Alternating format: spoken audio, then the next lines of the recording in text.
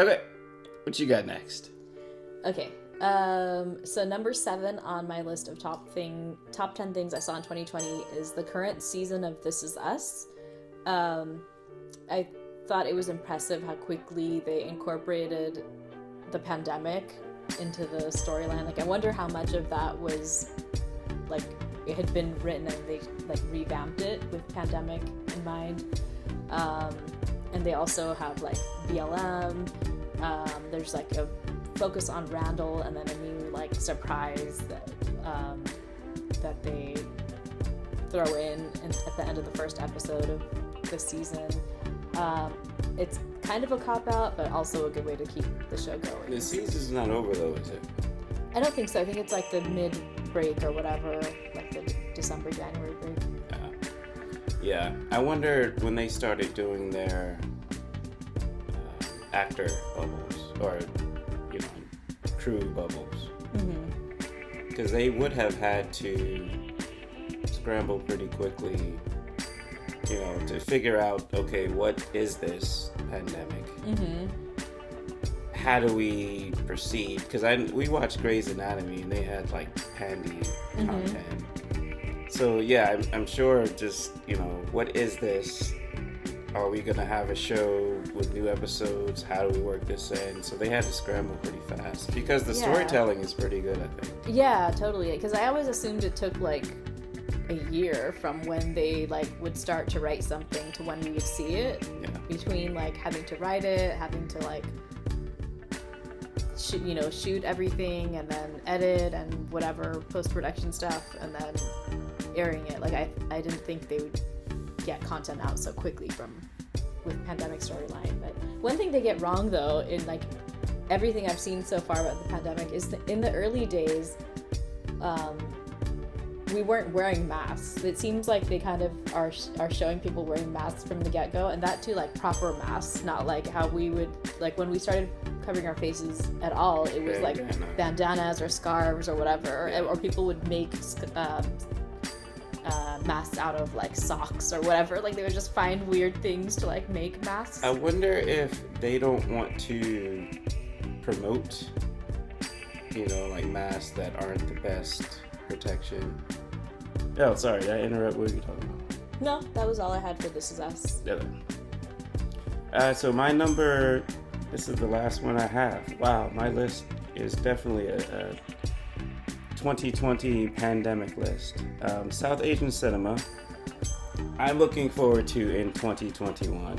Family Man 3, Season 3. Dhoom 4. No, not from what you told me. Oh my gosh. Akshay and Salu. Oh hell no. If it's Akshay and Salu, I'm boycotting it. Yeah, so we watched it wasn't a proper trailer, it was some YouTube video. Yeah, it might have just been some fantasy or something. I've seen like more than just that one though, and the comments are kind of disturbing in the sense that people actually like. They don't really talk about Salman as much, but Akshay, they're like, you know, he's action star number 1. Ew. Is he though? I don't remember seeing him in anything. In like 1995, maybe. Yeah. So like, I don't know if he's supposed to be the cop. I don't know. I don't know. I mean, it's just not Dhoom if it's not Abhishek and Uday. Like that's just wrong. I was wondering if it's gonna be like, Men in Black, where actually I haven't seen the new one, so I'm guessing it's like they're not replacing the old cast, they're just part of the same organization, but just different. It's like Mumbai Police. Like, I mean, there's like I don't know. It's weird to be like, okay, it's still Dhoom, like because there's Mumbai Police solving something. Like that's well, no, way too I mean, general. like, isn't there like a special unit? Where, you know, where was the original cast just like regular cops who happen to be like extraordinary? It was like ACP Jay Dixit. I don't know what ACP is. Some title of whatever. Okay, I always thought they were part of like a special unit. That's why they got to go to Chicago or. You just. Yeah, I love how in Dhoom 3, they're like, oh, let's call the cops from Mumbai to investigate this, Right. just because they saw some Hindi writing on something. That's why I thought, special task force. J. Dixon. I don't think Ali. so, actually.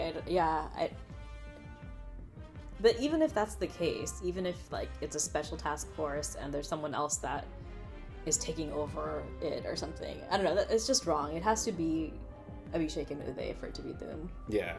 And then one villain. Like, I'm fine with, I'm fine with many options from like the younger crop, but not Akshay and Salu. How is that younger crop though? Yeah, it's not. That's the thing that makes no sense. Because the video that you showed me, like the person who said that this was gonna happen was like, what's his name? Aditya Chopra, the director of Dhoom, like he wants to make something for the younger generation, and what they really want to see is Akshay and Salu. I'm like, what's wrong with the younger generation if that's the case? I mean, not that and no shade on Tiger Shroff, but if anything, he probably would be like younger generation. Yeah, I'd be okay with Tiger Shroff. I don't want him like to replace Jay and Ali though. Oh no, yeah, there shouldn't be anyone replacing Jay and Ali, but he could be like the next, how there was like John Abraham was the villain then. Oh, right. So he could be the next like villain. So Right, it would right, just, right, like right. That'd John, be cool. Hrithik, Amir, and then Tiger Shroff. Yeah, that would be cool. Yeah. All right, so I'm into writing typewritten letters to people when I'm not happy about something. So who do I write a typewritten letter? Oh yeah. Write one to Aditya Chopra. Okay. I might do one too. Oh, cool. Yeah, we can suggest other people. Like, I'd be okay with Tiger Shroff. I'd be okay with Deepika. I think she'd be good. Yeah, female villain. Yeah.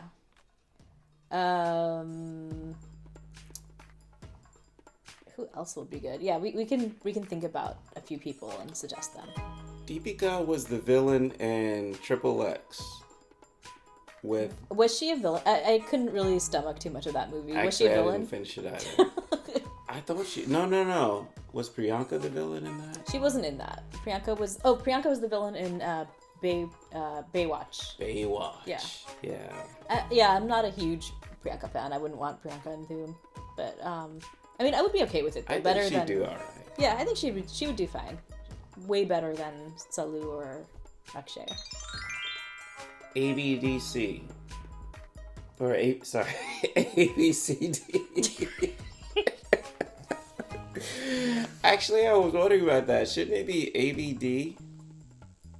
Well, it's like their way of throwing shade on us that we're confused. American-born confused, they see. Oh, is that what the C is yeah. for? Because I was wondering, I thought, because I'm used to hearing like ABC, American-born Chinese. Yeah. So I thought ABD, and then when you put the C in there, I was like, oh, wait, what? What's the C for? American-born confused, they see. I see. Maybe confusion-inducing, they see, because y'all are stupid, but...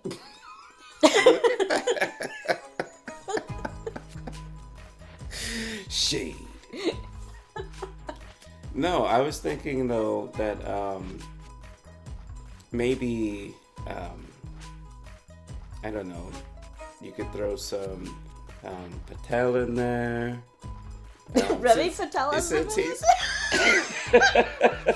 He's in everything. That'd be awesome. Yeah.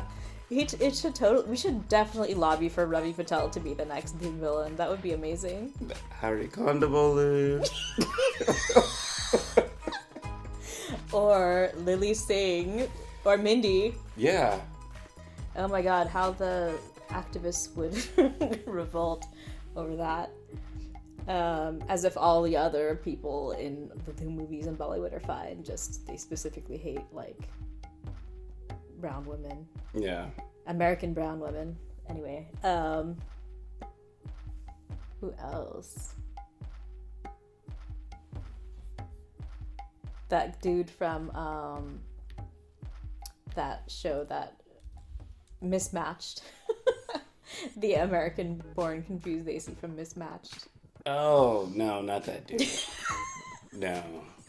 I was gonna say Aziz Ansari, but I'm trying to think of him as... No, Aziz would be a really funny villain. Actually, he would. No, I was thinking of him like as a serious villain, but no, they don't have to be serious. They could be comical. Yeah, I could see him being actually, like, insane. I could see him being, because he is comical and has that, like, kind of way of talking. Some of his, because, yeah, we went to his show, and was that 2019 or 2018? Probably 2018. It had some bite to it. It wasn't all, like, sunshine and rainbows. Oh, yeah. He's, like, totally disturbed, you can tell. No. Yeah, so good villain. Mm-hmm. So in our letter, I think we should mention some ABCDs. Oh, yeah. That's the way to go. Yeah. Okay, so that was a long way to go, and that's all I have. Okay, so my number 6 in top 10 things I saw in 2020 is Mrs. America. I usually count with white people of yore, but I enjoyed watching this fictionalized struggle between Phyllis Schlafly, who spent decades opposing the Equal Rights Act, and iconic feminists of the 70s and 80s like Gloria Steinem, Betty Friedan, and Shirley Chisholm. The performances were good, the theme music is bomb, and that made me excited to watch the show. Do you like anything of yore, though? Very little. No. No, because when you said that, I was just thinking, like, whenever we try to watch... anything of yore, yeah. I don't, yeah. Yeah, I have a hard time with anything of yore and anything with, like, animals or sports or even kids. But I like Sound of Music, which combines, like, many of those things, actually. Yeah, if it hadn't been for you, I would not have watched it. I actually enjoyed. I'd avoided it because I was like, I don't want to hear people just like frolicking on the hills and singing. I don't need that. But no, it's a little bit deeper than that. Yeah.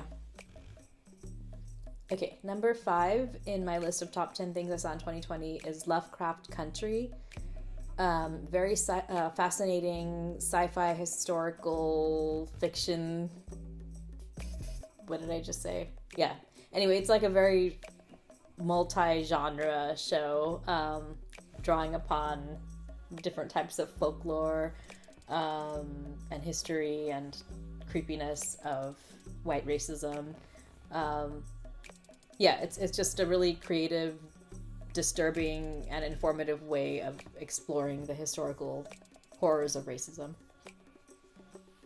Okay, you're done with your list? I'm totally done. Okay. That's all I got. Okay, I'll try to quickly get through the rest of mine. So number 4 in top 10 things I saw in 2020 is Panchayat. So actually, yeah, we've seen all of the rest of mine together. And I think we enjoyed them both. I don't know if you would consider them in your top of things you saw, but it's a fun show. Panchayat is cool. Yeah, we both like to see a character, Pradhan. We would just laugh that he was concerned Pradhan all the time. Concerned Pradhan. But yeah, it's a fun show, subtle everyday humor about small town life and government work in India. I actually like that kind of show. I think every show that we watch where it's like small town, not necessarily government, but just, I don't know, I like that better than the Mumbai, I'm cool, look at me, riding down the street or wearing sunglasses and having lifted weights, and I don't know, just trying to be cooler than everybody. I like the more simple, down to earth, real people kind of storyline. Yeah, I like it all.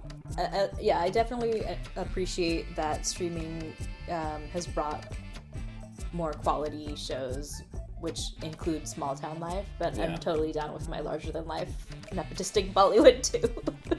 Real housewives of Bollywood. Actors. Which does not feature in my list. B-list actors. Yeah. Wait, are they even B-list actors?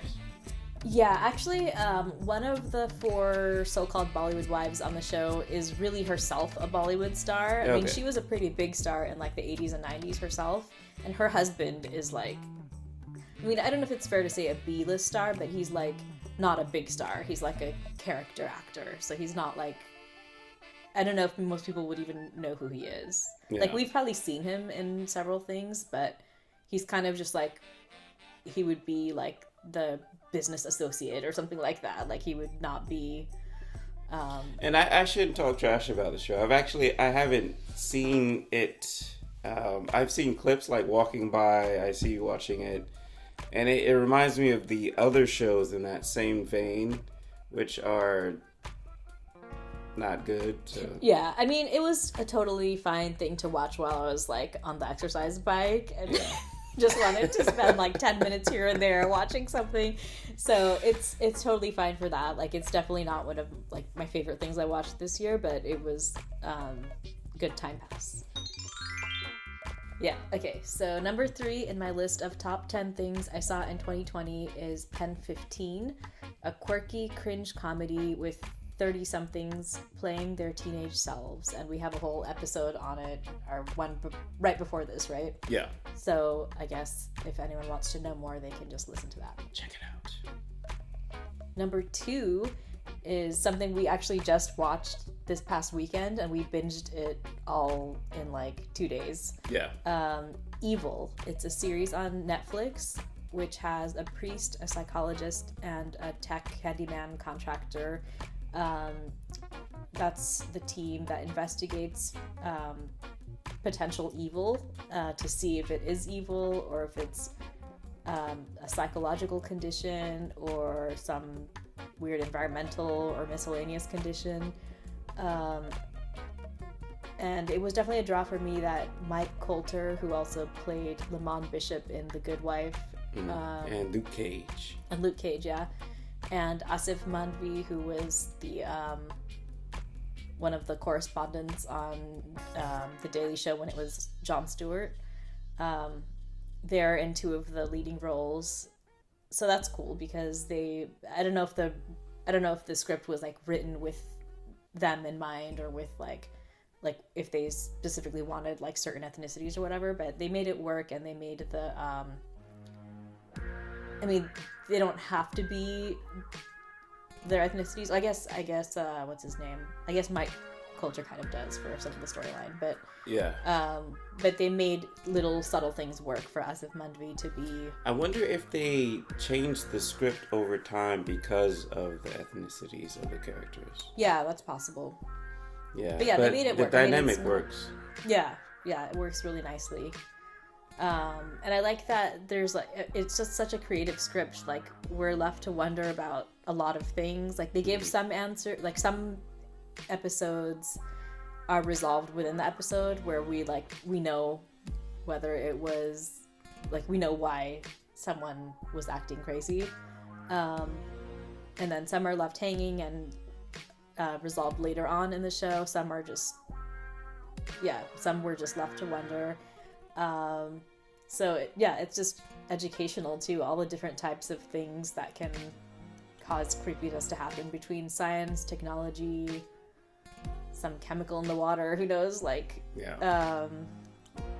and demons. Yeah. I mean, it was a total stumble upon. I mean, we've seen it, you scroll through trending, new on Netflix, that kind of thing. I guess we have skipped over it a couple times, and then this time we just said, let's try it. Yeah, I like smart conspiracy kind of shows where you don't know what it is. Like, is this conspiracy, like, is it a conspiracy or what is it? So yeah, I like that. It makes you put on your thinking cap. I mean, it's not like a college course or anything like that, but it's sort of like, what is this character doing? What did they say? Is that a clue? You sort of try to figure out the mystery before the end of the episode, kind of thing. At least I was, I was like, oh, that's what that, guy was doing. So yeah, I enjoyed that one. I forgot to ask you, what would you give these? Well, you don't have to go back, but what would you give this show number score? I think I'd give it like a solid 9 out of 10. Yeah. I think it's a very good show. It's funny too. It's creepy, but there's a good bit of humor in it as well. Mm-hmm. I think that's a good talent to have, where you have. I think the overall genre is supposed to be like horror or psychological thriller, but the humor aspect of it is pretty good. And it's made by the same people who wrote Good Wife and Good Fight, so it has that kind of like zaniness with smarts. So that's cool. And then number 1 on my list of top 10 things I saw in 2020 is I May Destroy You. That's another HBO show. Yeah. That's the one I was thinking of to rewatch besides Insecure. Yeah. So we have a whole episode about this too, about Michaela Cole and her insane talent and the way that she brings up so many questions, and it's disturbing, engaging, entertaining all at the same time, and it's about so many things at once, mainly focused around the question of consent, but it's very, very well made, well written, and well acted. So I think that was like a truly just good quality show, and that was my number 1 for 2020. Awesome. Well, that does it for this episode of Deets and Geets, and for the rest of 2020. It's been an intense year for us and for a lot of people I know. So for those listening, keep your head up. Until next time, this has been Deets and Geets.